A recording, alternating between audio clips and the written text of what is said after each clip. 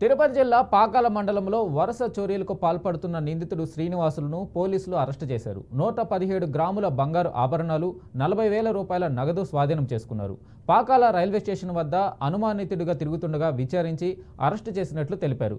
గతంలో ఇతనిపై కడప, చిత్తూరు, తిరుపతి, అనంతపురం జిల్లాల పరిధి పోలీస్ స్టేషన్లలో 20 కేసుల వరకు ఉన్నాయన్నారు. కరుడుగట్టిన నేరస్తుడిని చాకచక్యంగా పట్టుకున్న పోలీసులను ఉన్నతాధికారులు అభినందించారు.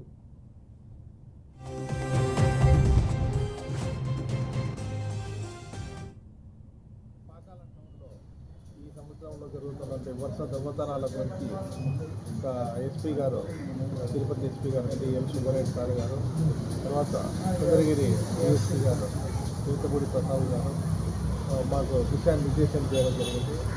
దొంగతనాల్లో దొంగలను ఖచ్చితంగా పట్టుకోవాలని, ఇన్ఫర్మేషన్ వ్యవస్థను, నిఘా వ్యవస్థను పటిష్టపరచాలని సూచన మేరకు మేము మాకు వచ్చిన ఇన్ఫర్మేషన్ ప్రకారం ఈరోజు ఒక ముద్దాయిని అరెస్ట్ చేయడం జరిగింది.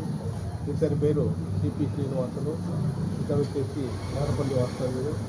ఇతడు గత 15 సంవత్సరాల నుండి దొంగతనాలు చేస్తూ దాదాపు 30 కేసులు, 20 నుండి 30 కేసులు మన రాయలసీమలో విపరీతంగా ఉన్నాయి.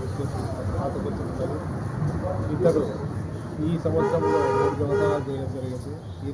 ఈ సంవత్సరం ఫిబ్రవరి నెలలో ఒక లాకర్ హౌస్కు అతని ఇంట్లో బీగం పగలగొట్టేసి 30 గ్రాముల బంగారు ఆభరణాలు దొంగతనం చేయడం జరిగింది.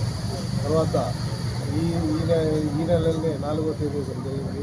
వెంకటనాయుడు అనే పెద్ద ఆయన ఇంట్లో ఉంటే గ్యాస్ కొరకు వచ్చిందని చెప్పేసి, గ్యాస్ వచ్చిందని చెప్పేసి ఆయన వెళ్ళిన వెంటనే ఇంట్లోకి వెళ్ళిపోయి మీరు ఆ చీజ్ తీసుకొని లోపల ఉన్నటువంటి గోల్డ్ జ్యువెలరీస్ డబ్బులు ఒక 40,000 ఎత్తుకొని పోవడం జరిగింది. ఈ డబ్బులంతా వచ్చేసి వాళ్ళ